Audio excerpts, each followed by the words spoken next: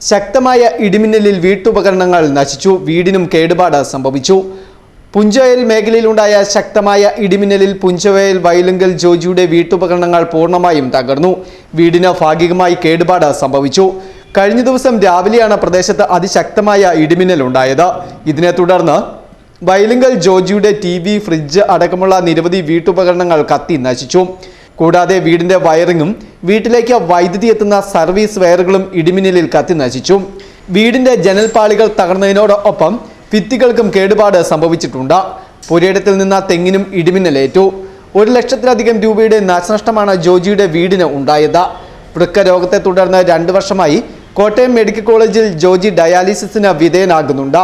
പ്രായമായ അമ്മയും ഭാര്യയും 6 വയസ്സിൽ താഴെ മാത്രം പ്രായമുള്ള കുഞ്ഞുമാണ് ഇദ്ദേഹത്തിനുള്ളത്.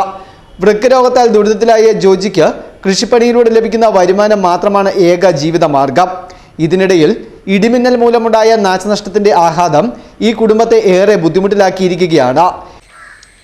കഴിഞ്ഞ ദിവസം രാവിലെ ഉണ്ടായ ശക്തമായ ഇടിമിന്നലിൽ എൻ്റെ തൊട്ടുവേണ്ട അടുത്തുള്ള ജോജി വയലുങ്കൽ എന്ന് പറയും, പുള്ളിയുടെ വീട്ടിലെ വയറിങ്, അതുപോലെ അകത്തെ ഫ്രിഡ്ജ്, ഫാന്, TV, എല്ലാ സാധനങ്ങളും നഷ്ടപ്പെട്ടിരിക്കുകയാണ്. പുള്ളിയാണെങ്കിൽ 2 വർഷമായിട്ട് ഡയാലിസിസ് ചെയ്തുകൊണ്ടിരിക്കുന്ന കിഡ്നി പേഷ്യൻ്റാണ്.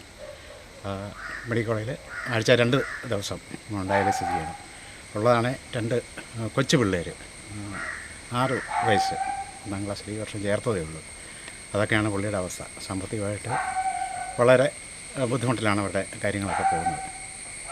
കഴിവും പഞ്ചായത്തിൽ നിന്നും സർക്കാരിൽ നിന്നും എന്തെങ്കിലുമൊക്കെ ആനുകൂല്യങ്ങൾ എന്തെങ്കിലും കിട്ടുകയാണെങ്കിൽ വലിയ ഉപകാരമായിരിക്കും അവർക്ക്. വീടിന്റെ വയറിംഗ് പൂർണ്ണമായും തകർന്നതോടെ ഇപ്പോൾ ഈ വീട്ടിൽ വെളിച്ചത്തിന് പോലും മാർഗമില്ലാത്ത അവസ്ഥയിലാണ്. ഇടിമിന്നൽ മൂലമുണ്ടായ നാശനഷ്ടത്തിന് ബന്ധപ്പെട്ട അധികാരികൾ ഈ കുടുംബത്തിന് അർഹമായ നഷ്ടപരിഹാരം നൽകുന്നതിനോടൊപ്പം സുമനസ്സുകളുടെ സഹായം കൂടിയുണ്ടെങ്കിലേ ഇവർക്ക് മുന്നോട്ടുള്ള പ്രയാണം സാധ്യമാകുകയുള്ളൂ. Fest news, Mundakayam.